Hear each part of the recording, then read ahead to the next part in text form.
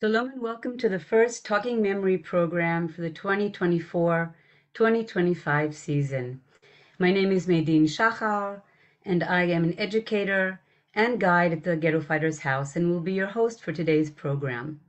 I want to welcome our global audience with a special welcome, as always, to the survivors and their families that are with us today. We want to thank everyone for their support and interest in our programs. Despite the obvious difficulty with the Ghetto Fighters House under daily missile attack, we are vigorously planning this year's programming, and we look forward to seeing you in our audience over the next year. In today's program, From Darkness to Freedom, honoring the 80th anniversary of the courageous tunnel escape from the Novogrudok Ghetto, was actually supposed to take place last year, but we had to postpone it because of the October 7th massacre here in Israel. Technically, 2024 marks the 81st anniversary of the escape, but we did not want to change the original purpose of the program and waited patiently until we could mark the historical event that took place on September 26, 1943. And I'm very pleased to say that all the speakers from the original program will be with us today. I want to especially thank Debra Brunner and Tamara Vershitskaya from the Together Plan, one of the partner organizations, for their commitment and support in producing this very special event. And I also want to send a special thank you to our tech person, the guy behind the scenes, Yoni Alon, who is actually doing everything while he is serving in the IDF. So thank you from up north somewhere for being with us and helping us.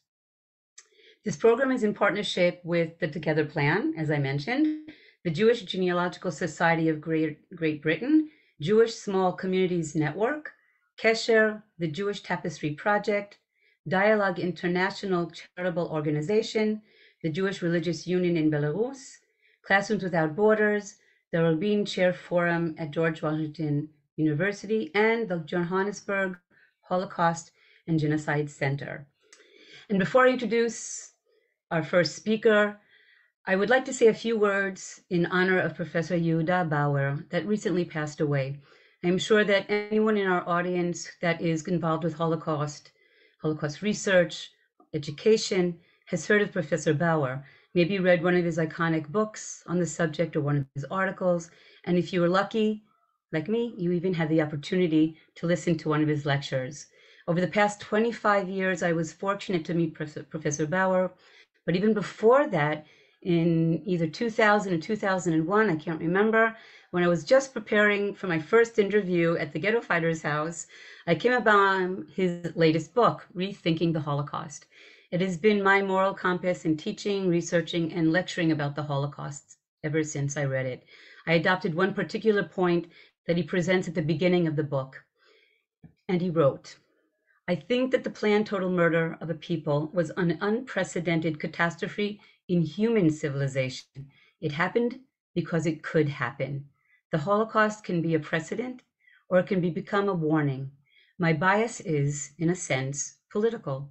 I believe we ought to do everything in our power to make sure that it is a warning, not a precedent," unquote. And as you will see today, Professor Bauer was very much connected to the subject that we'll be talking about. And now, our first speaker is Lady Esther Gilbert, a patron of the Together Plan, and she will give the opening remarks today. But before that, just a few words about Lady Gilbert. A child of survivors who lost their entire family in the Shoah in Ukrainian Volhynia, the Holocaust has become a lifelong study. It led her in the 1990s to Sir Martin Gilbert, with whom she corresponded for a number of years, met, and later married. Creator and editor of 3 volumes of Holocaust Memoir Digest, she included page numbers and quotes from a range of published survivor memoirs, and subsequently wrote and taught a course on the Holocaust at an American college. While with Sir Martin, she helped with his research, edited his writings, and traveled with him to places that had Jewish and Holocaust resonance throughout much of Europe. She met survivors about whom Sir Martin had written, among them the late Jack Kagan, who became not only a friend, but mentor and inspiration. Since Sir Martin's death, she has managed his website, and I will put a link to the website in our chat box, and writes monthly newsletters on his work and legacy. Lady Gilbert has stated that Belarus is at the heart of the former Jewish Pale of Settlement. The people there today have had their history taken away from them by the years of Soviet regime. The Together Plan is seeking to reinvigorate the Jewish communities in Belarus and to unearth their history and the history of their towns. Belarus had an important presence in Jewish history and in Belarusian history. I know, since my family originated from Belarus. The Together Plan is working to see that story told to Belarusians and to those beyond its borders. It is an honor to have Lady Gilbert with us today. Lady Gilbert, the floor is yours. Thank you. It's an honor for me to open this event to commemorate the 80th anniversary on the 81st anniversary of the Novogrudok Ghetto escape. And I welcome you here this evening, today, this morning, wherever you are. I'd like to thank Debra Brunner of the Together Plan for inviting me and for continuing to remind us that the Pale of the Settlement and the areas later under German control didn't include just Lithuania, Poland, and Ukraine, but also Belarus. When I was growing up, the Holocaust was seen by some as all doom and gloom.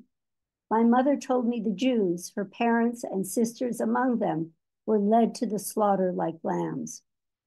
It wasn't very hopeful, and the idea of heroes seemed a foreign concept. Eventually, I heard about the Warsaw Ghetto Revolt, but had no idea that any other resistance was conceivable, plausible, or even possible. In 2002, my late husband, Sir Martin Gilbert, taught a course on the history of the Holocaust at the University of California in San Diego.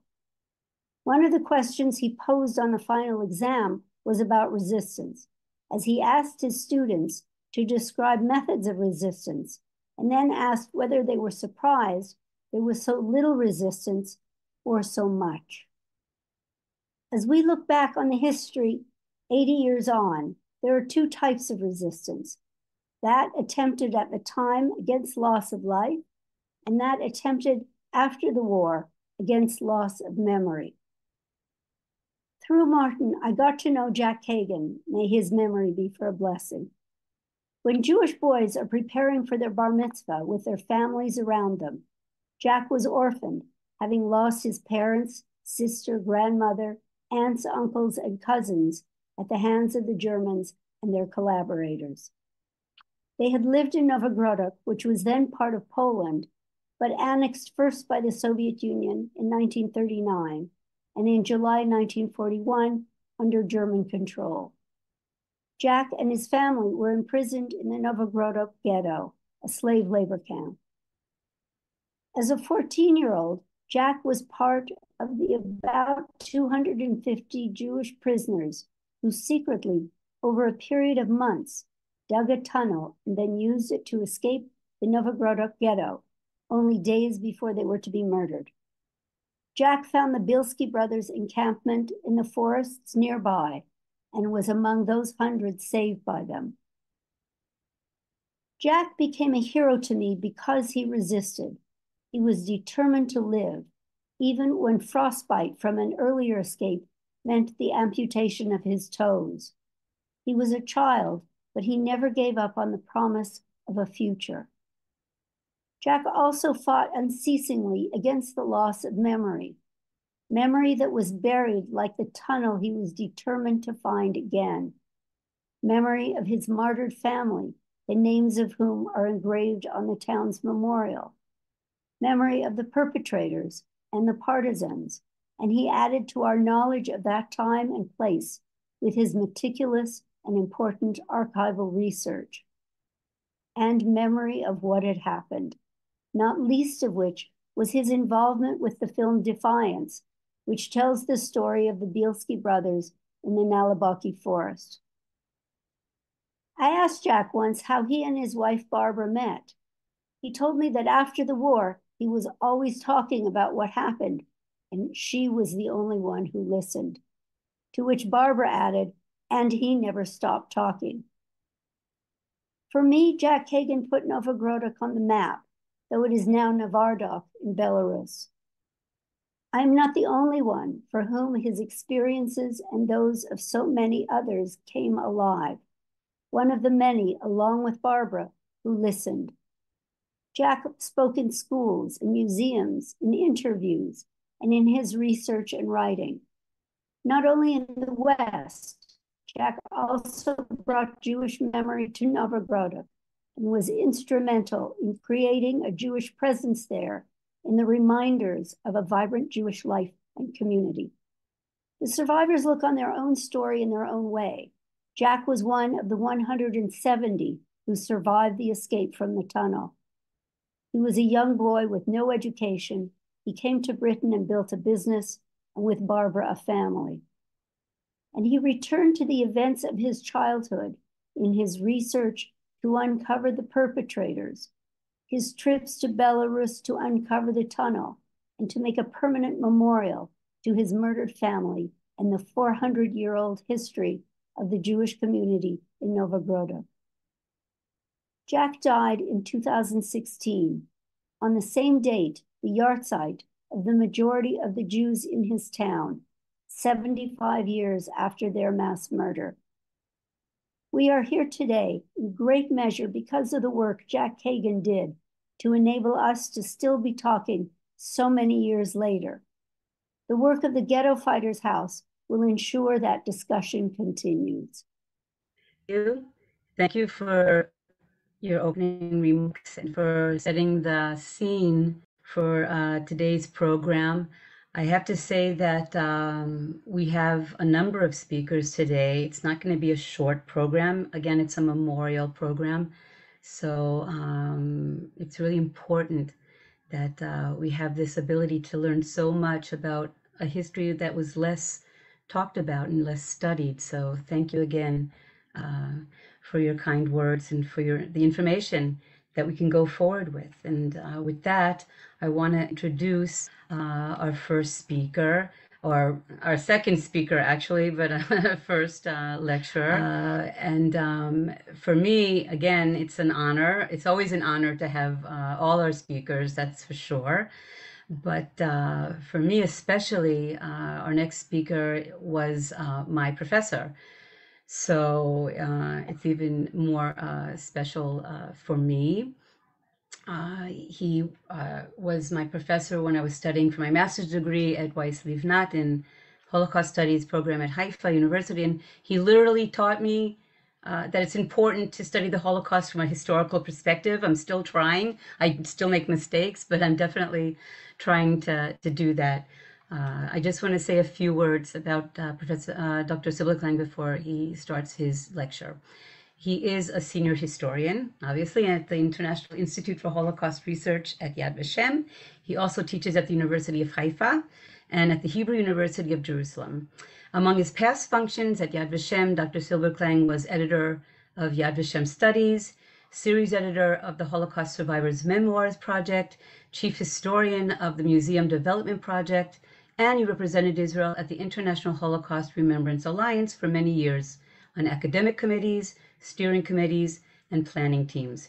His book, Gates of Tears, The Holocaust in the Lublin District, was a finalist for the National Jewish Book Award and for the Yad Vashem International Book Prize in Holocaust Research.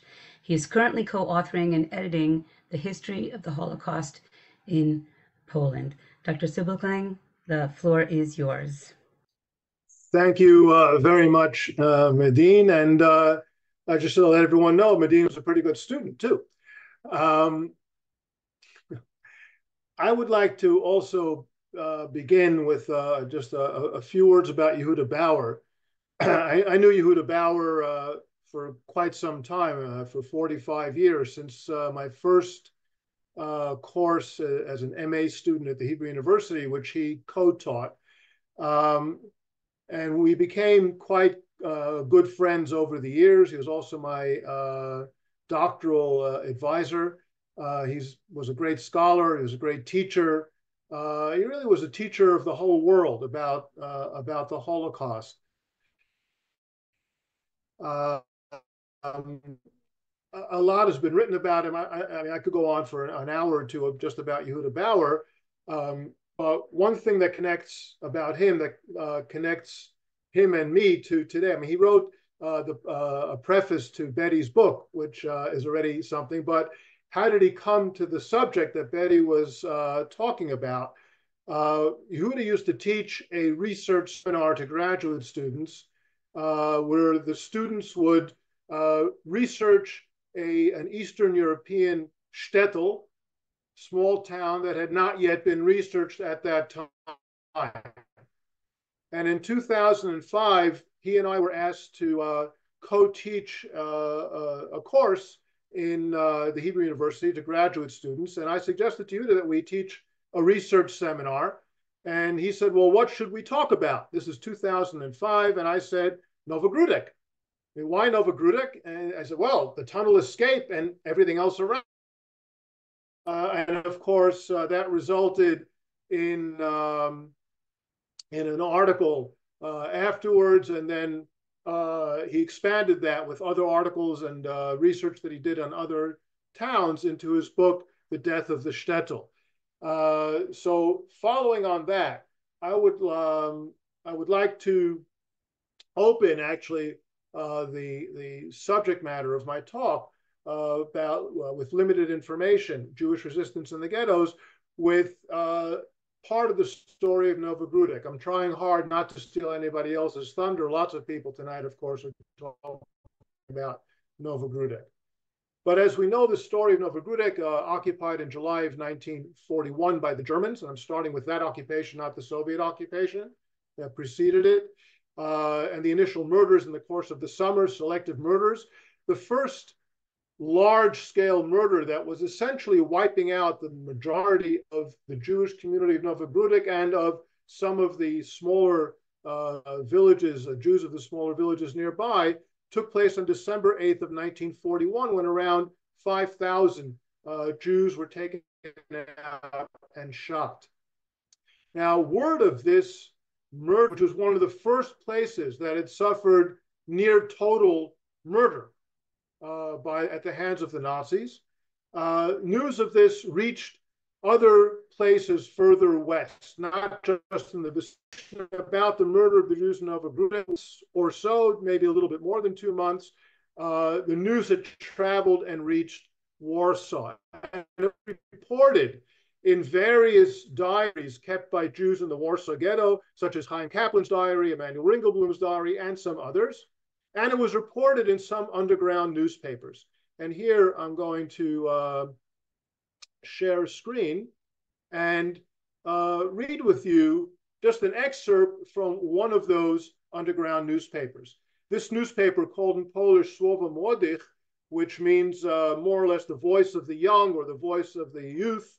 It was a Polish language underground paper produced by the Gordonia Zionist youth movement.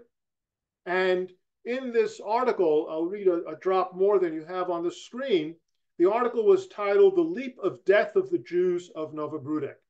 And they wrote, in Novogrudok, the German murderers issued a general death sentence for all the Jews of the town. All the Jewish residents were marched to the closed, surrounded killing site by gendarmes who were armed from head to toe. Machine guns were set up in a number of places. Facing certain death, the Jews dared, or face to face with inevitable death, I have two different translations, the Jews dared to do a heroic act in the spirit of "may I die with the Philistines," quoting Samson from the book of Judges. A moment before the Germans opened fire, they leaped on the murderers, and in an unequal battle, condemned to death, they forced their captors and torturers to pay with the lives of 16 uniformed and heavily armed gendarmes. Honor to the memories of the hero of Novogrudok. And this really struck a chord with anyone who heard the story in the Warsaw Ghetto. It was people who were totally unarmed, surrounded by the Germans who had overwhelmed all of Europe and were busy bashing the Soviet Union at that moment in time. And here these Jews about to be murdered had succeeded in killing 16 uniformed Germans. Other underground newspapers ran the same story. In Juchnia, which means dawn in Polish, more or less, the Hashomer Hatzair underground paper, one of their underground papers, on March 28th, under the title, an article titled "Novogrudok," talked about 20 Germans who were killed. And in Jugendruf, a Yiddish language paper of the left Poale Zion, around the same time in March of 1942, under a title, the article titled Novogrudok Gruft, also talked about 20 Germans killed. And that title of the article, Novogrudok Ruft, Novogrudok is calling, that became one of the inspirations, one of the rallying cries in a sense, one of a number for the groups that then organized the Warsaw Ghetto Uprising, which, as we know, then took place on April 19th, beginning on April 19th of 1943, on the eve of the Passover holiday. Now, in Novogrudok, we know this story, and I don't want to go into the detail because others will do that, but of those roughly 1,000 Jews, more or less, who were left alive in December 1941, gradually Jews were killed, and other Jews from other liquidated communities were brought in.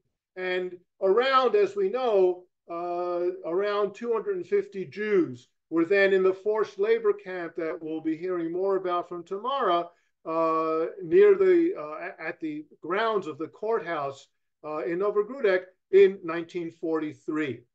And in the late spring, early summer of 1943, listening to the radio that they had kept secretly in their quarters where the Jews learned about the Warsaw Ghetto Uprising. And that inspired them. And that was one of their inspirations to figure out how they, or what they might do. And what we all know what they decided to do. They were inspired by what they learned about the Warsaw Ghetto Uprising. We know the story. They ended up digging a tunnel and they escaped. Now, the conclusions reached in Warsaw by the underground groups inspired by the story from Novogrudok, and the conclusion reached by the Jews, and the last Jews in Novogrudok, were different conclusions, but they inspired each other. It's a remarkable story. So in Warsaw, they decided to fight in an uprising that they knew they could not win in terms of defeating the German army or rescuing large numbers of Jews. That was impossible. And they were going to fight in order to have an influence on how and when they would die. But in Novogrudok, they had a forest not far. And therefore, they knew they couldn't get weapons and there's no way they could defeat the Germans, but they could rescue people, and hence the escape through the tunnel. It's a remarkable story of mutual inspiration from two faraway places, far away from each other. There's only one problem with the story, and that problem is that the uprising in Novogrudok on December the 8th of 1941 never happened. There's not a shred of evidence, no survivor accounts, no other accounts, no German documents, not a shred of evidence that any such event ever happened on December the 8th of 1941. Who invented the story and why? There are all sorts of theories. I don't want to get into that right now. But the point that I want to make in understanding Jewish resistance, Jewish reactions to the Holocaust in general, but also specifically for this evening, Jewish efforts at resistance, we need to understand as best we can Jews' perceptions of the events, not only what we know from research and from documentation of what was actually happening in a given place at a given time, but also what did the Jews think was happening? Because what they thought was happening, what they perceived, what they understood, went a long way in determining what they might decide to do. And of course, their perceptions might be incorrect. They might misread the events. And as a result of that, perhaps pursue some action that would be counterproductive from their point of view. Or they might, based on a misconception, pursue actions that actually help them, precisely because they misunderstood.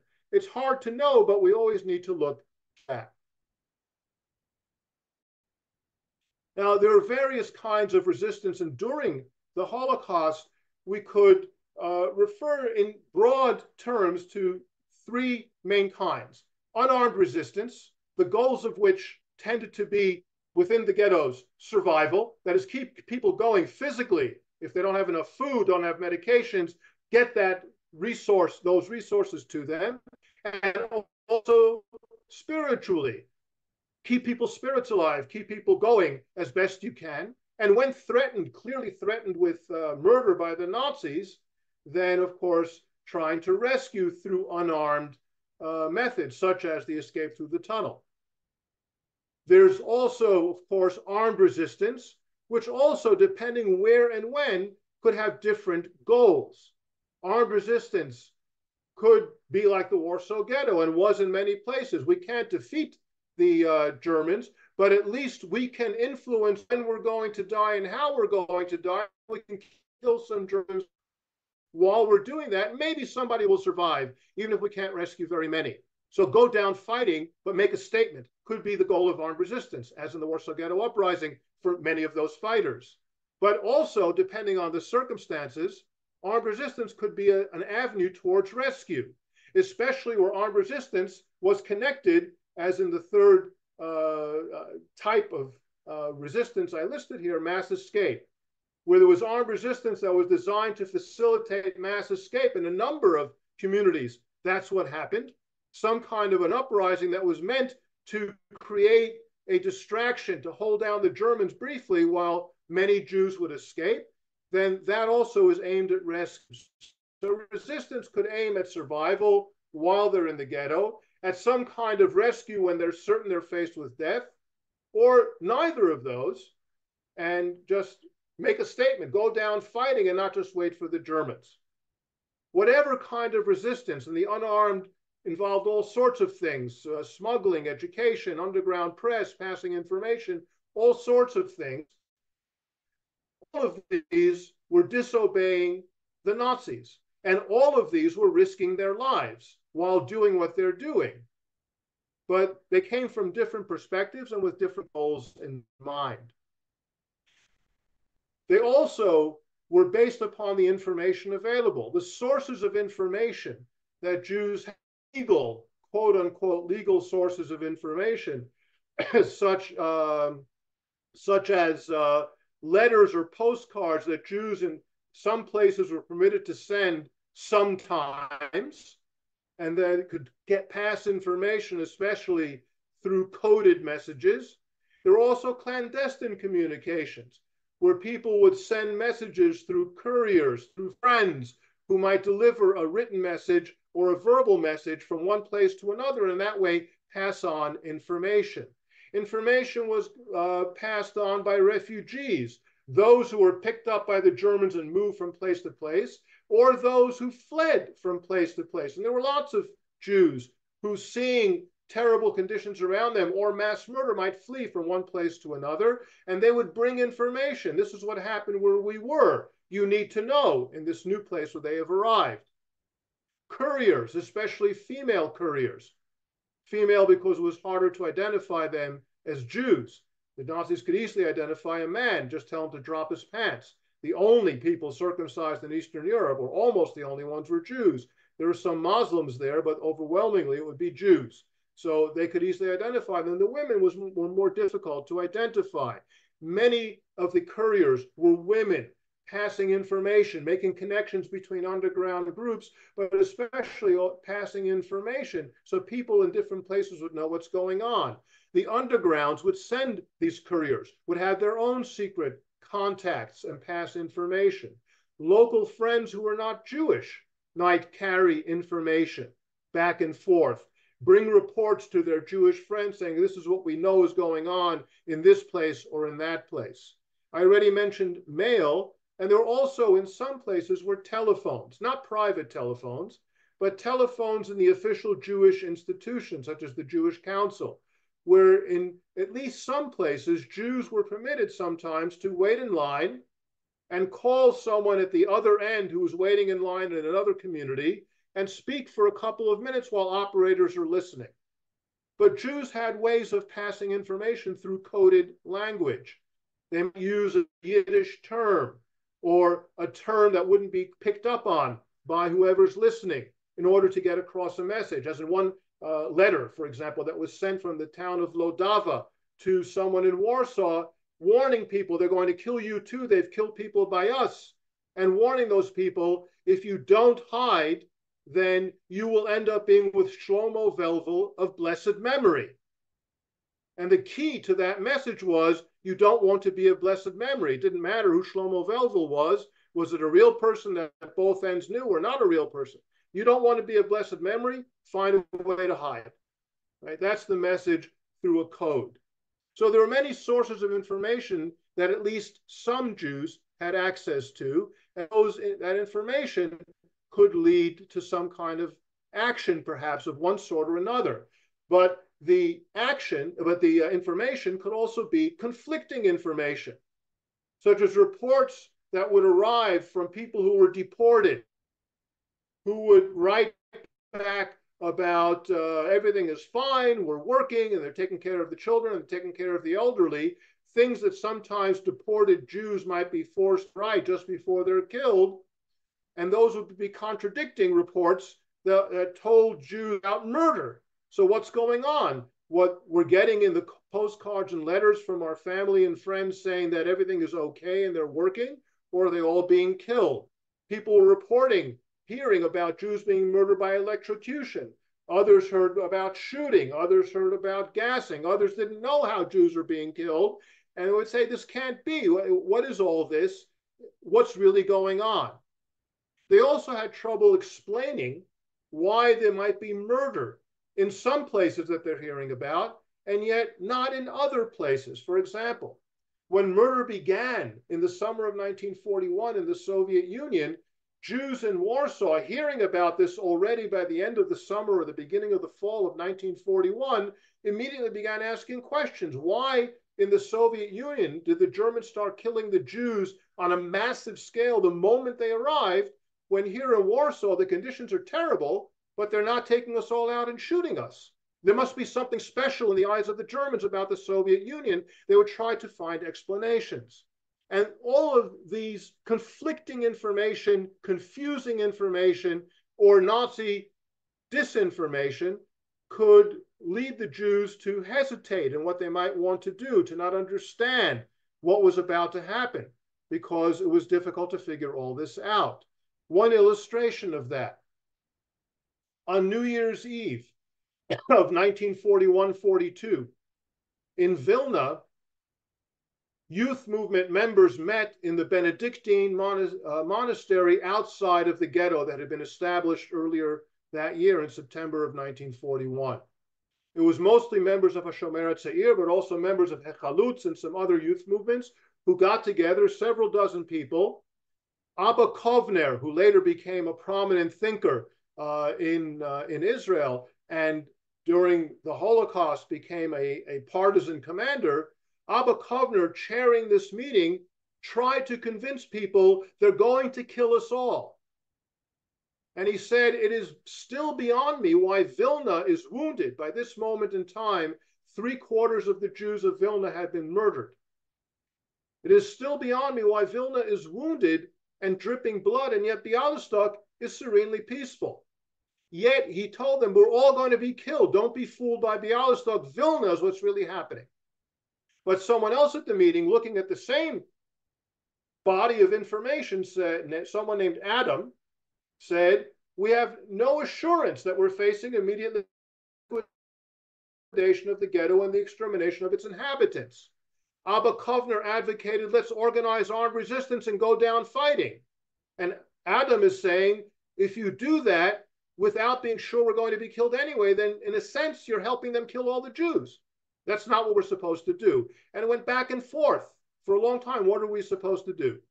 In the end, the underground people had to escape because the ghetto population did not want to have an uprising. They believed, based on the information available, that they could survive by working for the Germans in forced labor. There were many dilemmas that Jews thinking about what to do, Jews in ghettos trying to organize some form of resistance faced. I've listed a number of those on the screen, beginning with perceptions. Among the important ones, they're all important, of course, is the sense of responsibility. As long as people had families, they felt responsible. As long as they had some group that they're responsible for, they felt a hesitation, many of them. I'm willing to risk my life. Do I have a right to risk their lives? Because the Nazis will kill many for my particular action. And very many other issues that came up. One of the important issues, or two, I'll point out over here right now, are the attitudes of the local population. which of course vary from place to place and even among the local population in a given area. There could be people who were sympathetic with Jews and people sympathetic with the Germans and people who were indifferent. And Jews thinking of what to do had to also take into account what do their neighbors who are not Jewish think? How might they react if we escape, if we turn to them for help? What's going to happen? And another important point, and this affected both Novogrudok and Warsaw, is the terrain or the topography of the area. Warsaw is a huge city in a very flat area with no huge forests right there. So that there was no way to think with that large population of where, is everyone escaping and going somewhere where they could hide and maybe survive in the woods. There's just no possibility of anything like that. Whereas in Novogrudok, such a thought, and in all the areas around Novogrudok, such thoughts could be entertained. And therefore, sometimes those kinds of factors could dictate for the Jews what they might or might not consider doing. And I want to conclude then with some results of actions that were taken that had different results in different places. For example, attempts at mass escape. In eastern Poland, in today's borders of eastern Poland, a town called Markuszów in the Lublin area, there was a mass escape of at least dozens, some estimated that was in the hundreds of Jews the day before they were all deported to Sobibor in early May of 1942. What we know is that not a single one of the escapees survived. They were hunted by local people. They were hunted by the German police. Everybody was caught. Everybody was killed. Similarly, in the town of Tuchin, further east, closer to the area where Lady Gilbert is from, in September of 1942, the Judenrat, the Jewish Council, knowing that the Germans were about to round everybody up the next day, because they were told, bring everyone to the town square, got everyone together and said, we're going to have an uprising. And during the uprising, everyone will escape. There are forests nearby. Of 3,000 Jews, 2,000 fled, but only 20 survived. They were hunted by local people, Ukrainians and others, and by the German police and by the SS, and all were ultimately caught except 20 who survived. So uprising and escape wasn't necessarily a ticket to survival. Other factors could come into play. Revolts, we mentioned the Warsaw Ghetto uprising. Revolts don't always result in military victories, certainly not, and in rescue of people, perhaps not, depending on the circumstances.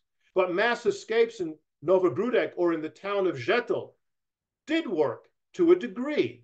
We know that in Novogrudok, more than half the escapees survived. The community didn't survive. But of those at the end who escaped, we know that more than half survived. That's Betty's research that we'll hear about.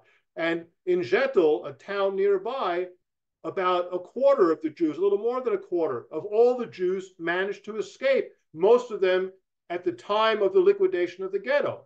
And about half of the escapees survived. In the context of the Holocaust, an eighth of the community surviving is quite a lot. But I want to close with one last point from Abba Kovner. As I said, in the end, the armed underground in the Vilna ghetto decided to flee because the ghetto did not support an uprising, but they became convinced the Germans would kill everybody. Once they reached that decision, they also swore an oath to each other that nobody will reveal to anyone else, no matter how close, the plan for escape. And they would escape on the eve of the liquidation so as not to endanger the lives of the people in the ghetto prior to that. Well, then came in September 1943, the beginning of the liquidation of the ghetto, and Abba Kovner and all of his several hundred people in the underground began escaping through sewers and tunnels. And at some point, Abba Kovner was standing the night before his mother was going to be in the next group taken out and taken away to be shot. He was standing and signaling to people that they could enter the tunnel and escape. And she came up to him not knowing anything about all this. And she said to him, as he told the story decades later, we're all supposed to report tomorrow. I don't know what to do. Tell me what to do. And he said, he looked her in the eye and said, I don't know. And she went home and she was rounded up and she was shot and he escaped. And he became a commander of partisans who fought against the Germans in the forests. And when he told this story decades later, he said he asks himself still, should he be remembered as a hero, a ghetto fighter, a partisan, and all that? Or should he be remembered as someone who betrayed his own mother? And in that, we have, in a nutshell, in a sense, the dilemmas, or some of them, of Jewish resistance during the Holocaust. We'll stop there. Thank you. Thank you so much, David, for really an introduction to what we're going to talk about specifically. I think that it's going to funnel down to Novogrudok, but we have a better sense now of just how difficult it was to resist in any form. And that's the complexity of the situation. It really enhances our understanding of what really happened in Novogrudok, and the fact that people didn't know, even Abba Kovner said, I didn't know what to do or how to react. And it really was sometimes just a matter of luck. By the way, there is one question in the chat box for you. We'll go back to it later, about another type of resistance that may have been like sabotage. So I'll leave that for later. So I want to move on to our next speaker. I would like to introduce a wonderful woman that I met virtually 3 years ago. Was it? We did our first program. And now this summer, I was fortunate enough to meet her personally in Jerusalem, which was even more special than the virtual version of Dr. Betty Cohen. Just a few words about Dr. Cohen. She is a doctor of clinical social work. In the past, Dr. Betty Brodsky Cohen has specialized in the fields of immigration and special education. While a close assistant of Nobel nominee and internationally known child psychologist, Professor Reuven Feuerstein, for close to 30 years, she was responsible for the clinical assessment and treatment of special children and their families from all over the world. Her doctoral thesis focusing on immigrants from the former Soviet Union, her experience leading seminars on Holocaust survivors, and her extensive interviewing experience have uniquely prepared her for her research and recently released book on the Novogrudok tunnel escape, which focuses on the personal stories of the 228 escapees she has identified and whose fates she has determined. Dr. Cohen has lectured internationally, is the author of many publications and papers, and has been the recipient of several awards.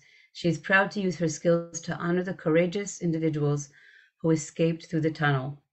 And just before I give you the floor, I just want to tell everyone that I will be putting 2 links into the chat box. If you are interested in purchasing Tunnel of Hope, I highly recommend it.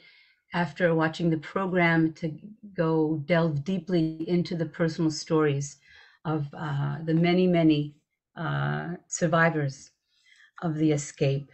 And with that, Dr. Cohen, the floor is yours. Thank you so much. And thank you all for being here today. I would like to honor and dedicate my talk today to Professor Bauer. Professor Bauer honored me twice. The first time was when he agreed to write the foreword to my recently released book, Tunnel of Hope, Escape from the Novogrudok Forced Labor Camp. At the time, I had not yet completed my research, and so Professor Bauer was reluctant to write that the Novogrudok tunnel escape was the greatest and most successful escape of the Holocaust. But when I visited him in the summer, about 2.5 months ago, to present him with a copy of the book and to relate the results of my research, after a resounding wow, he honored me and the escapees by affirming that, yes, we can now say that the Novogrudok tunnel escape was the greatest escape of the Holocaust.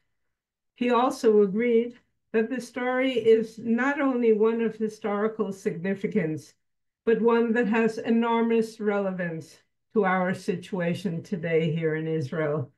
My last contact with him was on September 23rd, just a little over a month ago, when I asked if I could visit him personally to wish him a Happy New Year. His response was that he was too ill at the moment, but hoped we could meet again at a later date. And it's really with great sorrow that the later date will now never come. I was asked to speak about the post-war lives of the tunnel survivors. On September 26, 1943, those who survived, including my own mother, were given the opportunity to rebuild their lives and their families. And rebuild their lives, they certainly did. As proof, some of their descendants are with us today. In 2007, when I visited Novogrudok for the first time, I began a journey that lasted over 17 years.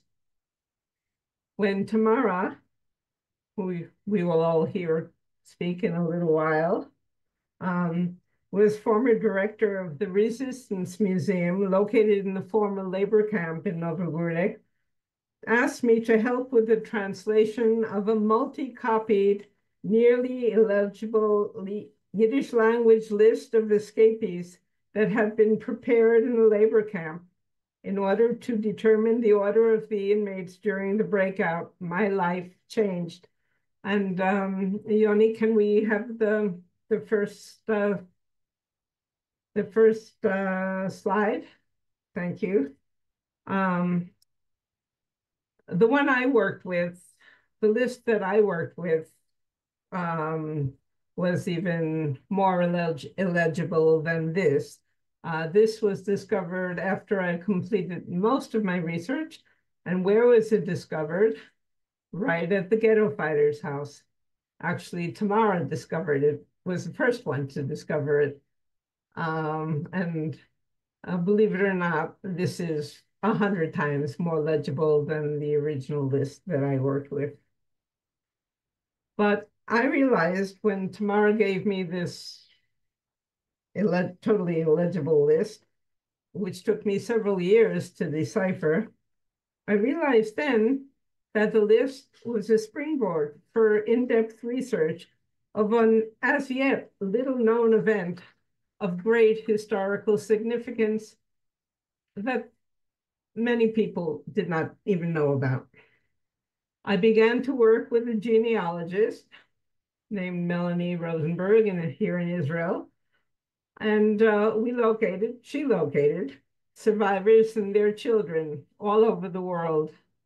I've identified most of the escapees and written their personal stories. But first, can we have the next slide, please? Yoni? Next slide, please. No. Thank you. I'd like us to first look at other remarkable escapes of the Holocaust years, which include, somebody just asked why Sobibor wasn't mentioned. Well, I will mention it. On October 14th, 1943, nearly 3 weeks after the tunnel escape in Novogrudok, 600 inmates in the Sobibor extermination camp made a mass escape attempt. But at the most, some 60 survived the ensuing Russian-German manhunt.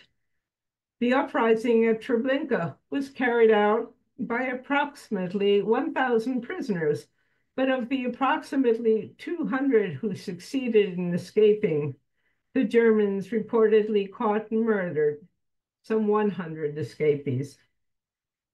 In 2016, an archaeological expedition at Ponar, some 6 miles outside of Vilna, revealed a killing site where an estimated 70,000 Jews were gunned down into gigantic pits previously excavated by the Germans for fuel storage. In time, the 80 prisoners assigned to the Burning Brigade, a special unit charged with pulling bodies out of the pits, putting them in piles, and burning them, became aware that they were next in line. 40 prisoners of the burning brigade then clandestinely dug a 40-meter escape tunnel. As in Novogrudok, this tunnel was hand-dug using the most primitive and rudimentary tools. Of the 40 Panar prisoners who attempted to escape on April 15th, 1944, most were discovered by the Germans and shot. Only 11 were reported to have successfully escaped to the forest. Beyond being the most successful escape of the Holocaust, Novogrudok tunnel escape was also the most successful breakout through the longest hand-dug tunnel of World War II. The setting for the 1963 film, The Great Escape, was a German prisoner of war camp for Allied airmen located in then Nazi Germany. Today it's Zagan, Poland. The film reveals the story of 76 British Commonwealth prisoners who on March 24th, 1944, escaped through a 106-meter hand-dug tunnel.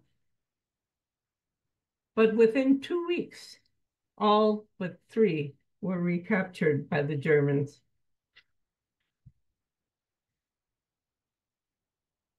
On November 19th, 2019, there was a headline on a Polish news site, "Longest World War II escape tunnel discovered in northwestern Poland."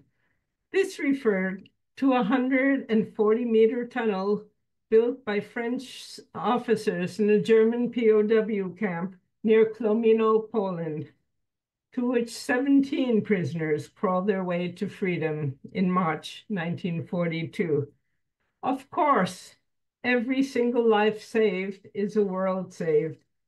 But in contrast to the above, I've identified 227 escapees as well as 133 survivors, at least 133 survivors, because there are a few escapees that we just don't know what happened to them.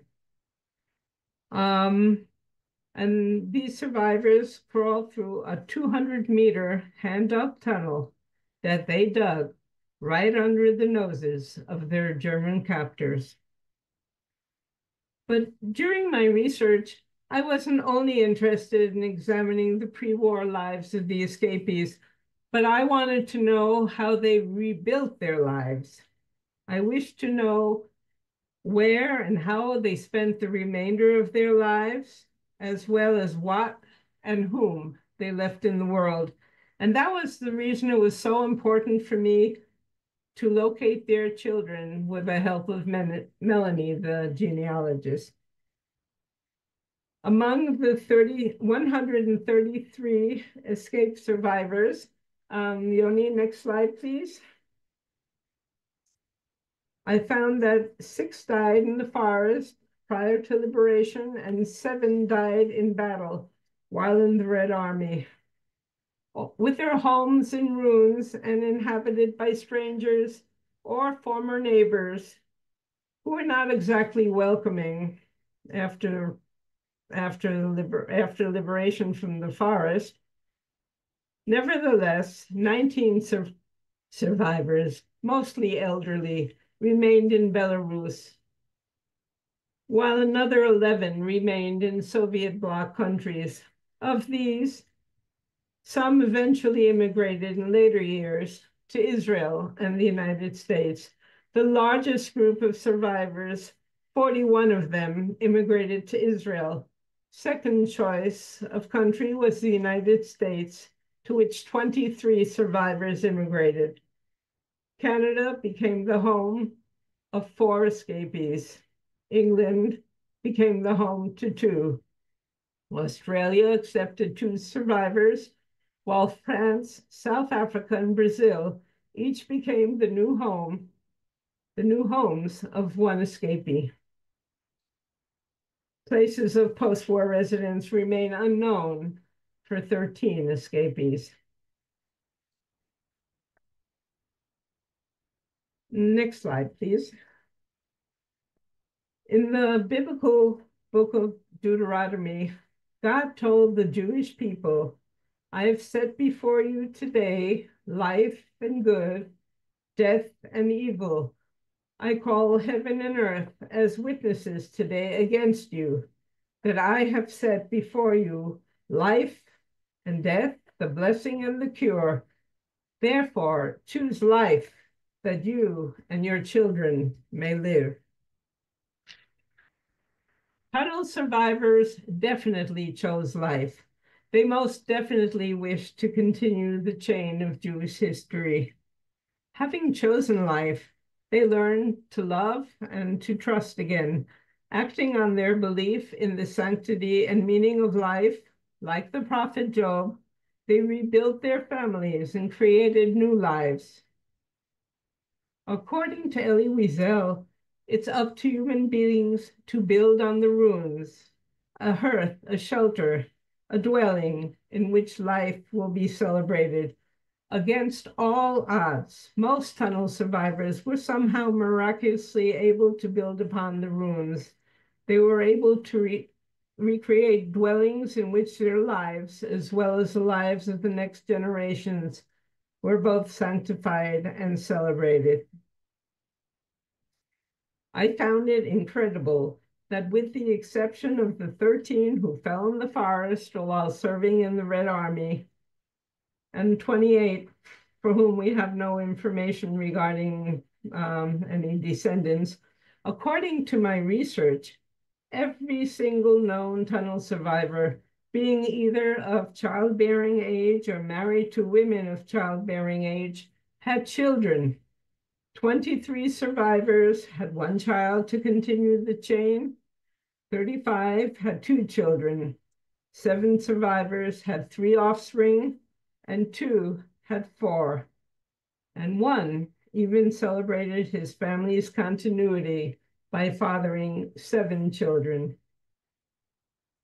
While every child born is treasured by his parents, for the survivors, the children born to them in the post-Holocaust world were especially precious, with the children most often given the names of their dead grandparents, aunts, and uncles. Besides memorializing the past, they also represented the future for parents who had lost everything except the ability to still maintain hope in the future. According to Elie Wiesel, for Jews, hope is more than an inspiration. It's an imperative.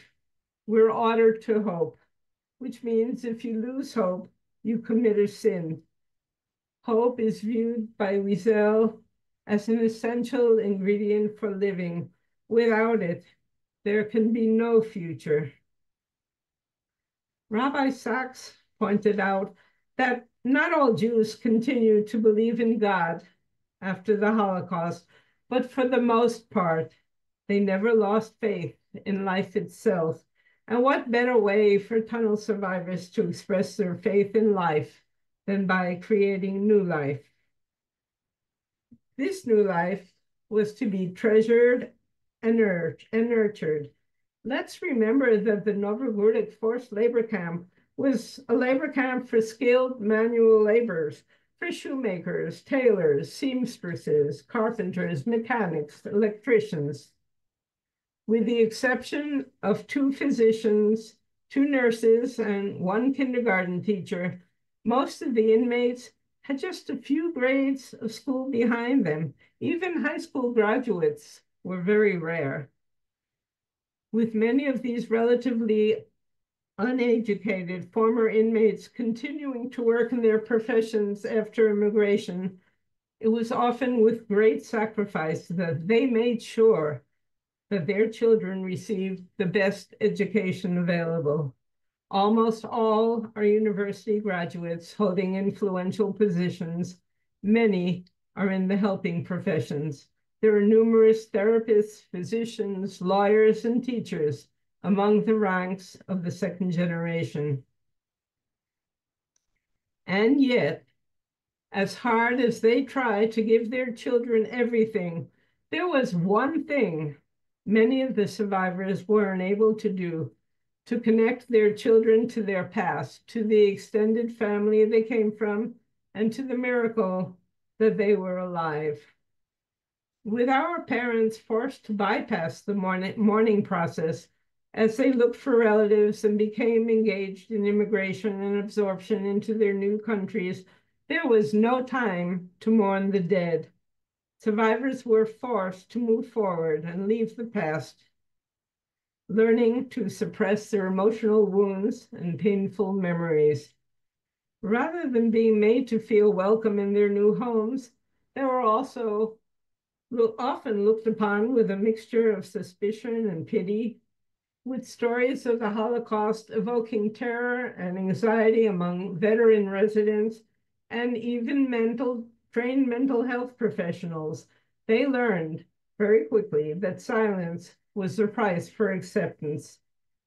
So it should not be surprising at all that after I located the children of the tunnel survivors in order to find out about their parents' post-war lives, I found, to my shock, that many never heard of Novogrudok, the tunnel escape, nor the partisan units their parents joined after the escape.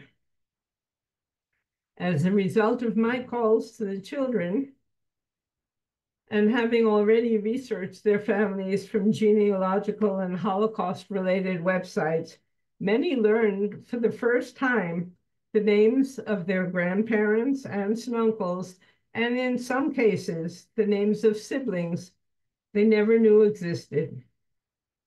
Until my phone call to her, one daughter of a tunnel survivor had been sure she was adopted due to an unspoken taboo against asking questions regarding her father's family. A son of another survivor initially told me that I must have the wrong address, as his weak and sickly father could never have escaped through a tunnel and could never have been the Bielski partisan that he was.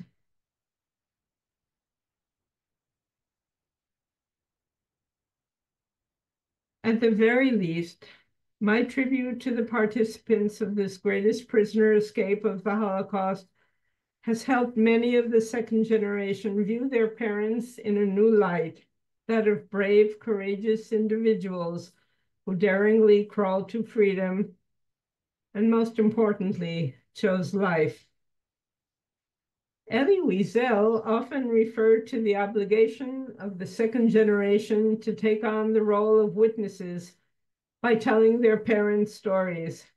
As I recently wrote in a Jerusalem Post article, this expectation is especially challenging to those children of survivors who do not know anything about their parents' past. I hope that I have made this task an easier one for many of the second generation.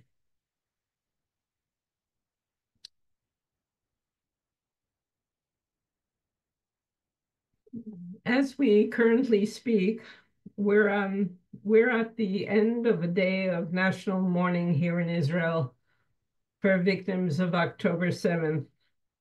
Israel's been at war for over a year, and we continue to be shocked into disbelief at the terrible atrocities committed.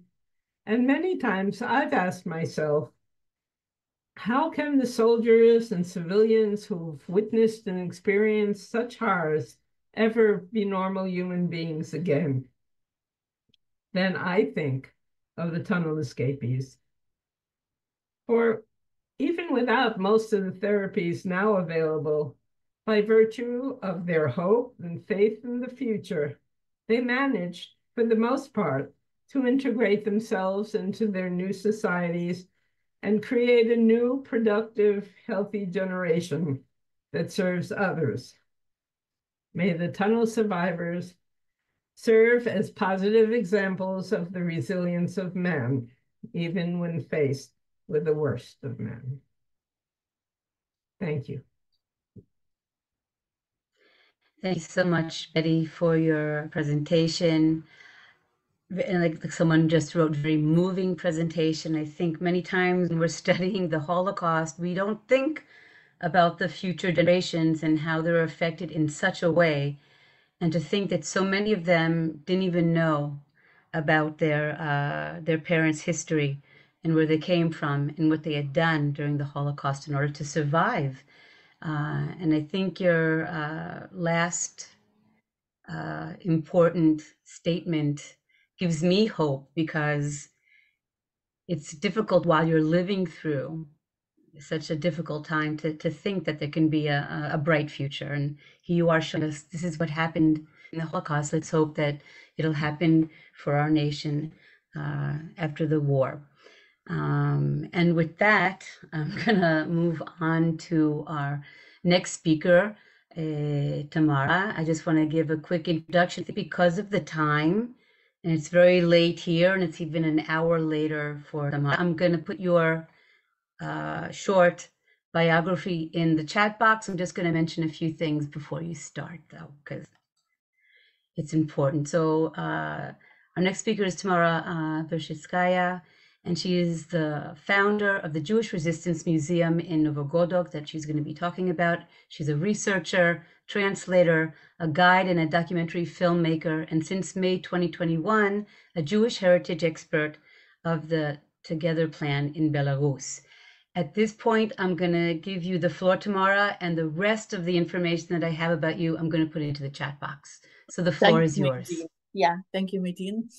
And I'm really glad that we are holding this event together with the Ghetto Fighters House, because survivors of the escape through the tunnel from Novogrudok Ghetto were among the founders of Beit Lachamei Ghetto. And I take this opportunity to thank Cohen, the director of the museum, and especially Medine Shahar for her dedication and all her efforts to hold it anyway, albeit a year later than the actual anniversary, and despite the current situation of the war, of course, in Israel. In 2010, I received Yehuda Bauer's book, The Death of the Shtetl. In the dedication for me, he wrote to Tamara Vershitskaya with appreciation. 3 years before that, in 2007, we built the museum, memorial museum at the ghetto site, dedicated to the Jewish resistance in Novogrudok, where the last surviving prisoners accomplished, I would say, a human and engineering feat by tunneling 200 meters out of a residential barracks and by orchestrating the most successful escape in the history of the Holocaust. Our principal contributor was Jack Kagan, a survivor from Novogrudok, who kept in touch with Professor Bauer. In the preface to his book, Professor Bauer wrote that his book is a contribution to the history of the Holocaust from the side of the victims, namely the death of Jewish communities in Poland before and during the Holocaust. Our Museum of Jewish Resistance was built to celebrate heroism of ordinary people who survived by resisting the Nazi death machine. The very fact that it was the longest tunnel and the escape was the most successful in the history of the Holocaust should have been enough to put Novogrudok on par with such major acts of Jewish resistance as the Warsaw Uprising, as Sobibor and others. Yet it didn't happen when the museum was built, and it still has not. How did it happen? Such an outstanding act of resistance of Belarusian Jews remained unrecognized properly. The answer lies, to my mind, in the complexities of Belarusian history. Belarus was part of Poland until September 1939, that is, until the beginning of World War II. However, it was part of the Soviet Union, occupied by the Nazi Germany during the Holocaust. It remained part of the USSR after liberation in 1944. Therefore, on the one hand, Belarus fell out of context for Western researchers. Professor Bauer writes about the shtetls of Poland. And on the other hand, World War II in the Soviet Union was always the great patriotic war of the Soviet people, in which Jews were not mentioned at all. The appearance of the Jewish Resistance Museum in Novogrudok in 2007 in such a situation was something out of the ordinary. I remember how once we had a visitor from Moscow that same year, he came to Novogrudok when the museum was opened because he had read in press about the opening of the museum, and he didn't believe it. He came to make sure that we did build the Jewish Resistance Museum. He doubted until he saw the exhibition with his own eyes. What should become known sooner or later becomes known. The story of the tunnel and of the escape seemed to have surfaced from under the ground, despite lack of support from the Belarusian authorities. It happened thanks to the great help of individuals, such as Jack Kagan, first of all, who lived in London at the time. It was him who provided us with information and financial support. It was thanks to Boris Krotin from Novogrudok, whose company, Leor Plastic, did all the construction works. And it was thanks to Ivan Yermakov, who was the director of the Agricultural Lyceum, who gave us rooms for the exhibition, allowed to build an exhibition in the former barracks, which belonged to the museum, the Lyceum, sorry, then, and belong now. Now they all believe that the story is worth to be remembered. So what is so unique about this story? And why is the history of the tunnel so important? To my mind, the first thing we should remember, which differentiates Novogrudok from other places, is that it was a long-term planned resistance which was organized and carried out by ordinary people, people who didn't philosophize, but did everything to outwit the enemy, as Silberklang wrote. You know, including preparations for the escape, the whole project lasted about 5 months. Construction of the tunnel showed the will to live of Novogrudok Jews. It proved that human resources have no limits. It demonstrated the ability of Novogrudok Jews to join efforts in order to survive in spite of contradictions. The entire project, which the survivors called an open secret, was kept secret all along. It was a tunnel for everyone, unlike other tunnels and other escapes that were intended for certain groups of people. It was the most successful escape in terms of the number of survivors. We know now from Dr. Betty Cohen's research. And it was the longest tunnel ever built out of any ghetto in Holocaust history.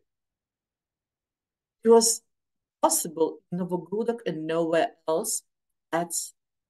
These are the words of Jack Kagan. And it became possible only because the Jewish partisan detachment organized by the Brodsky brothers operated in the area of Novogrudok. The escapees had a place where to go after the escape. I encourage colleagues from Yad Vashem, from Beit Lochamei HaGhettot, and anyone interested in preserving and promoting this story, consider what we can do to put Novogrudok on par with other major acts of Jewish resistance. And I invite you to watch a short video about the Museum of Jewish Resistance in Novogrudok that tells the story of the tunnel and of the Brodsky partisans.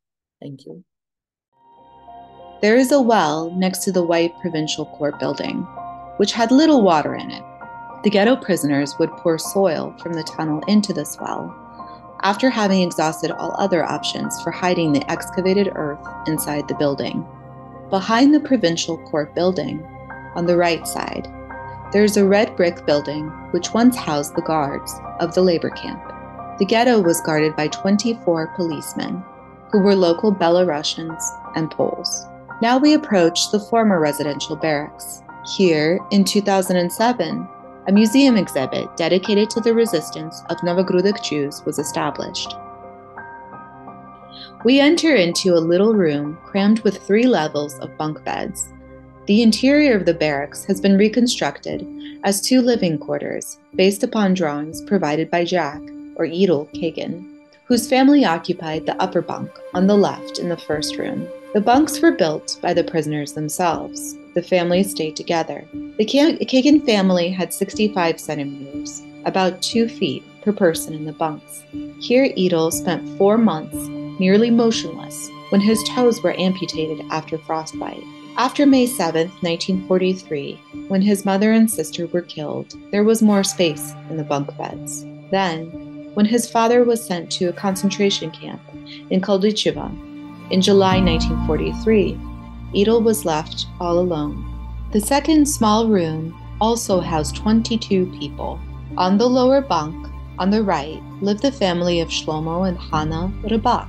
They had a 2-year-old baby whom they had to hide. When the Germans raided the barracks specifically looking for children, Hannah and her aunt gave their babies a lethal injection in order to spare them from the torment of being brutally murdered in front of their mothers.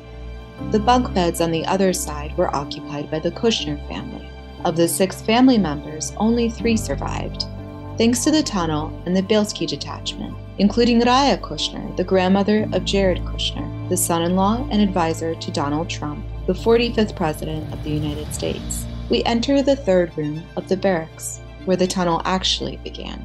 Before the war, there was a stable in this room. When the ghetto prisoners were housed here, this room was known as the Zhetler-Schafe, or Datlova closet. At that time, there were more bunks all around here. Here, we will get acquainted with the individuals who carried out the incredible plan to build a tunnel and to escape. Here, the story of the 2 main acts of resistance by the Jews of Novogrudok is told. That of the escape through the tunnel, and the story of the Jewish partisan detachment under the command of Tuvia Bielski. Both stories of resistance are exceptional in the history of the Holocaust during World War II. The model of Ghetto number 2 in Novogrudok, which is also known as a labor camp because it was intended for specialist craftsmen only, the useful workers, gives us an overview of the entire territory of the ghetto. It was surrounded by a 3-meter high, or nearly 10-foot tall, fence and a row of barbed wire. Residential barracks were fenced off from the workshops. Today, the 2 separate barracks buildings have been merged into one long building. The building that served as the guard station still stands.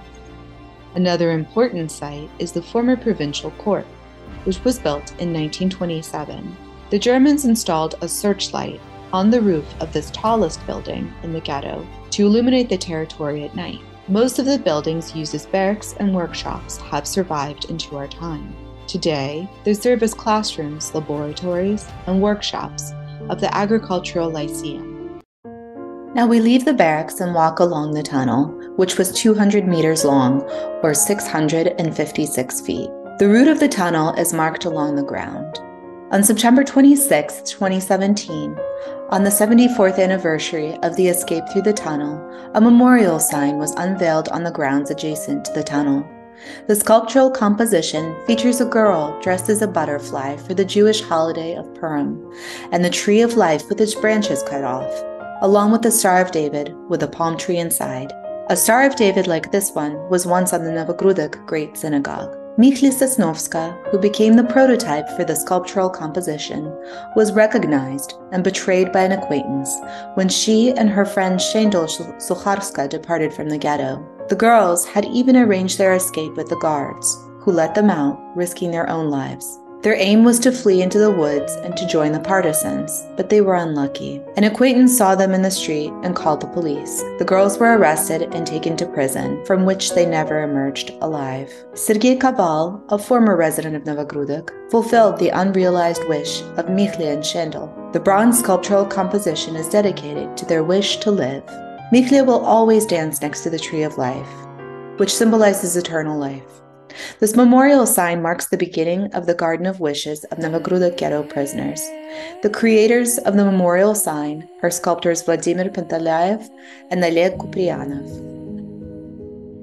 The story of the tunnel is told in an open-air exhibition by those who participated in the construction of the tunnel and survived the escape. The exhibit, created in 2019, was sponsored by Murray Kushner, the son of Raya Kushner, who escaped through the tunnel. The Wall of Remembrance, dedicated to all of the prisoners of the Novogrudok ghetto who made the daring escape through the tunnel on September 26, 1943, was unveiled on July 8, 2019. This wall is like an invisible dividing line between the Novogrudok of the living and the dead. There are 227 plaques on the wall with the names of the escapees in 3 languages: Russian, English, and Hebrew.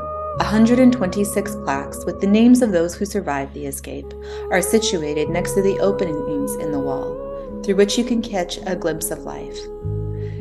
Granite blocks are stuck in the wall next to the names of those who didn't survive the escape. Plaques with the names of those whose fate remains unknown are simply positioned throughout the wall. The creator of this project is Yehuda Bauer, a young Belarusian architect.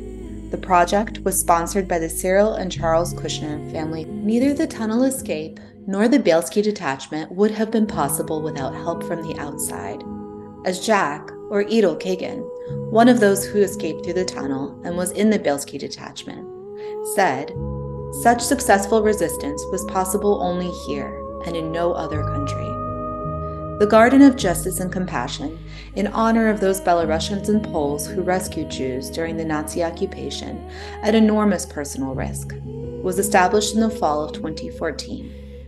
It was planted by students of the Lyceum and former Ostarbeiters, the name given to those non-Jews who were sent to Germany for forced labor during the occupation. Red Canadian maples and weeping birches with nameplates pay tribute to the brave men and women who risked their lives and the lives of their loved ones, who made the tough choice to rescue Jews.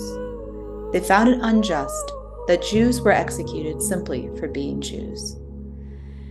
All those who survived the escape aimed to reach the Jewish partisans in the woods. Over 100 made it to the Bielski detachment and found freedom in the Novogrudok forest.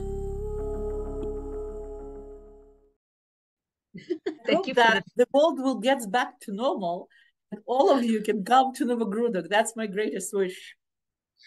That's been my wish for the past 3 years. First it was Corona, and now it's wars here and there. So yes, that's definitely one of the things that I would love to come and visit. And because there is a site and there is a place to visit and there is a memorial, it is definitely worth taking the time, if possible, to get there. But until then, we have you to tell the story, and we have the film, and we have Betty, and we have David. And so we have plenty of people to share the story. And we're going to continue and finish with our last speaker for the evening here. I'm just going to say a few words. I'm just going to go back to my my board so I can see it. Okay, so our final speaker today is Debra Brunner. And Debra was born and raised in the UK and is the granddaughter of Yiddish-speaking Polish immigrants and the daughter of Yiddish singer Yehuda Bauer.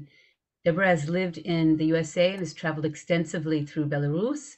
She has been working in the field of Jewish community development and Jewish cultural heritage in Belarus for over 14 years. She is a passionate advocate for Jewish community, history, heritage, and identity. She is the founder of the Polish Jewish Cultural Educational Foundation in Belarus and the Jewish Tapestry Project in the USA. Debra has worked tirelessly to grow the Together plan in order to give agency to Jewish people coming out of a traumatic past, to empower them and give skills and self-belief to rebuild and revive.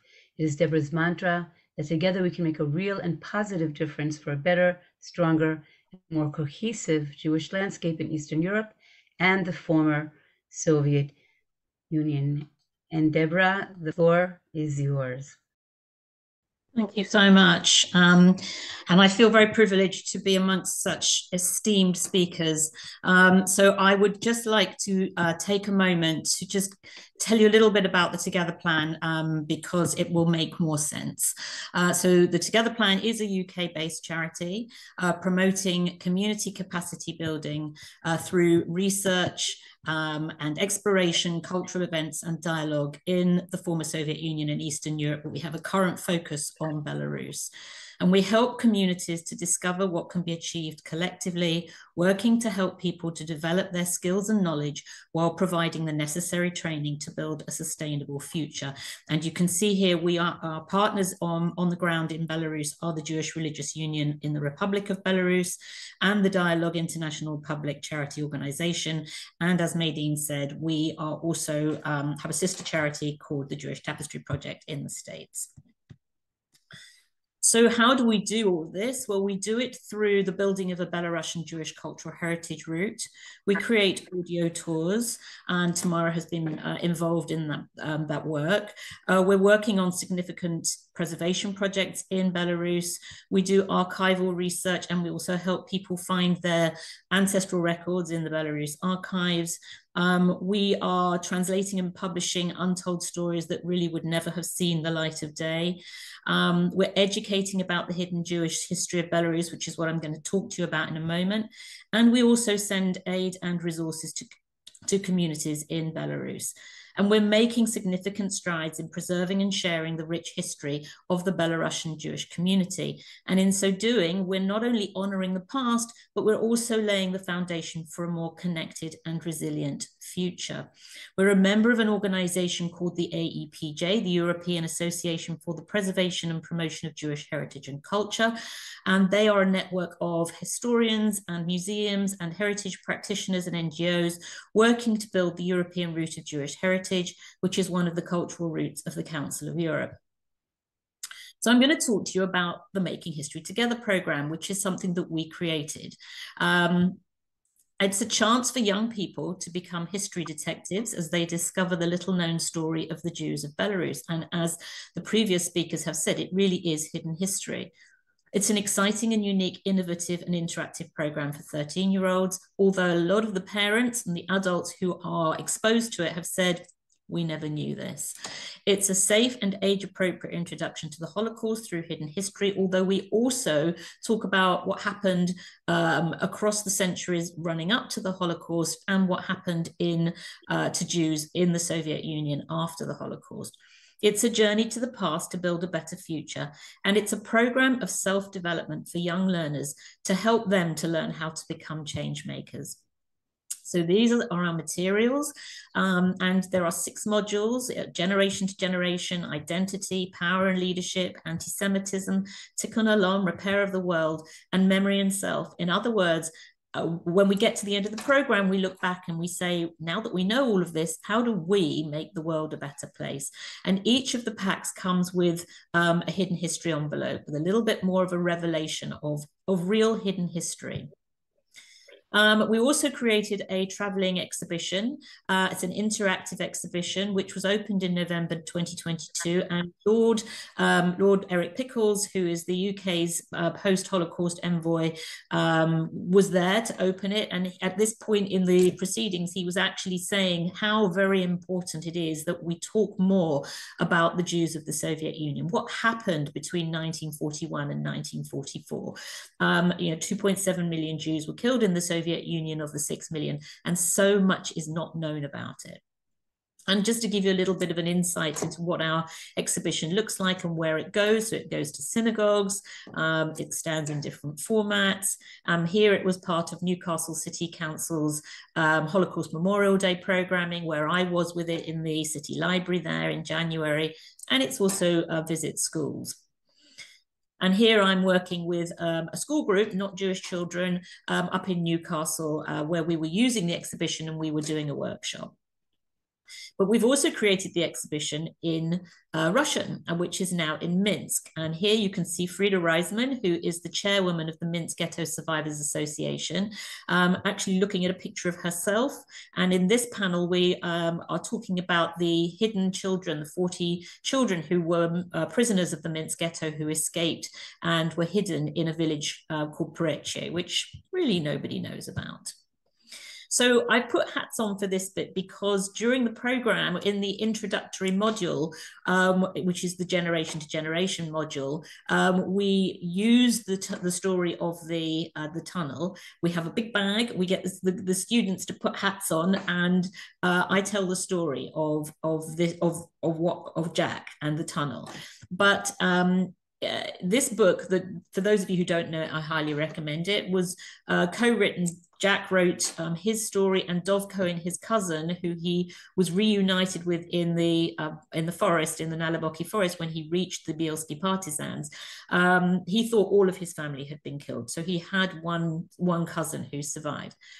So in the book, and this is what I tell our students, There are photographs. There are photographs of Jack's family. Here's his father, who was a volunteer in the fire brigade. Remember, this was, as Tamara said, this was Poland before the war, that then became part of the Soviet Union and then was then invaded by Nazi Germany. So these are photographs that were taken in Novogrudok in Poland. So this is his uncle. Here is Jack, a very young Jack, with members of his family and friends. Here is one of his relatives with his football team, his parents with a friend from London, members of the family, just regular photos. And here is Nahama. We saw her bunk just now in Polish Novogrudok. And I was very intrigued when I read the book, and this is what I tell our students. How did these photographs, how did they exist to be in a book so many years later? I was very fortunate to be able to connect to Jack several years ago, obviously before when he passed away in 2016. And I invited him to come and give a talk at my synagogue. And the first thing I said to him as he walked through the door was, I have to ask you a question. How did you have these photographs to put into your book so many years later? And he said, because obviously he couldn't go back to his home. His home would either not have been there anymore, or it would have had other people living in it. And he said to me, I had my photographs hidden in my hat.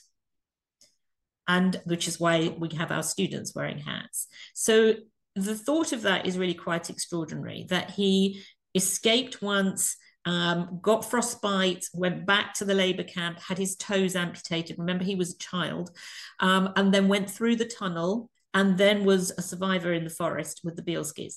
And the whole time he had saved his photographs in his hat. And we talk about what could his hat have looked like.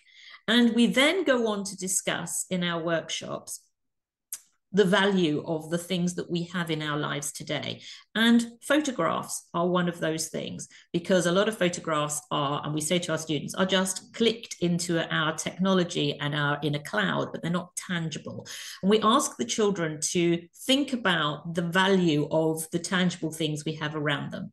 I then show them this photograph album, which belonged to a family from Novogrudok that traveled to the UK in 1931. This family are friends of mine, and they traveled here in 1931, settled here, and everybody who was in this photograph album was killed when the war started, and all of the Jews were murdered in Novogrudok, apart from those who managed to survive or escape.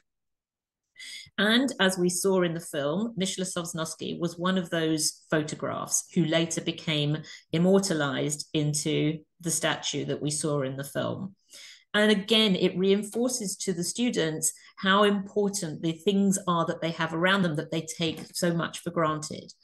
And then we talk about generation to generation. We say passing it on or not. In other words, the Jewish people who remained or survived in the Soviet Union, who had before the war been in Poland, and we talk about the changing borders and we talk about the geography, that they would have been challenged. They wouldn't have been able to have continued to be Jewish in the same way after the war.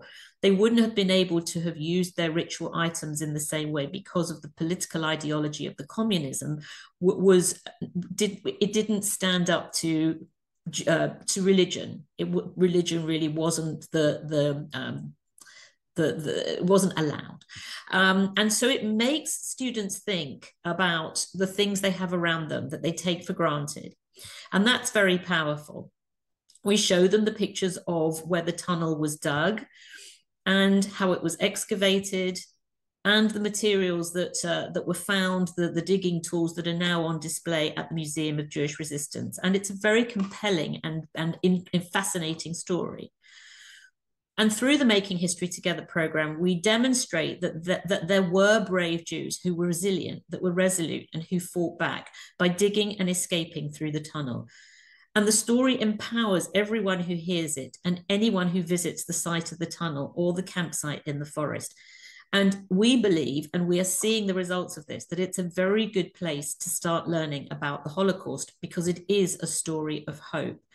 And here you can see students from a college in Minsk who, because of our Making History Together program, are now able to travel to the Wall of Remembrance, to the Museum of Jewish Resistance, and learn about their own hidden history, history that is so little known to them in their own country. And here are some of the students in the UK who they were at the opening of the exhibition in November of 2022, receiving their certificates of completion of the program. And I just want to read you what Ori said. We had one of the students speaking, and he said, now that I've done the Making History Together program, I'm more aware about how truth can be hidden and controlled and how important that can be. I'm more aware of the roles people can play when there is suffering. At school, I've been reevaluating how people are acting, allowing myself to be more aware of places where people are unkind to one another. And I'm feeling more power now in knowing what behavior doesn't feel acceptable to me wherever I see it. This program is about creating the kind of future we want to make together. And I just want to give the last slide as a thank you, special thanks to Jack Kagan for always talking and for giving us the power to learn together and work towards making our world a better place, however challenging that may be. And to all the brave Jewish prisoners who dug their way to freedom now 81 years ago. Again, I want to thank you for sharing information about the Together Plan. As an educator, I'm like, I want to do it. I want to be there and experience the program. And it really connects to what Betty was saying. If you don't know your past, how can you go forward in your future? And being able to share with so many students about their own future, about the future of the Jewish community, I think that it's just incredible. And for me personally, having my maternal grandparents coming from Belarus, it's even more special. There's so much I don't know about my own family's roots. So thank you so much for sharing about that. It's very easy to go onto the internet and go into the website and learn more about the Together Plan, which is, again, one of our partners. It's almost 11:15 here, and it's almost midnight in Belarus. So we don't have questions, just a lot of comments and thank yous, and people are very moved by the program today, as was I. I would just want to say that we did a program 3 years ago. It's recorded and available at the same link that I put up earlier, the YouTube link, and you can take a look at that program as well. For those of you that thought that maybe the program was a little too intense and hard to follow, I think the other program will also give you more information about the escape itself. So you're invited to look at a recording of that program from 2021, I believe. And with that, I want to thank all of our guests as people are leaving slowly. I want to thank Lady Gilbert for opening remarks and for putting us into the perspective of what we're going to be talking about today.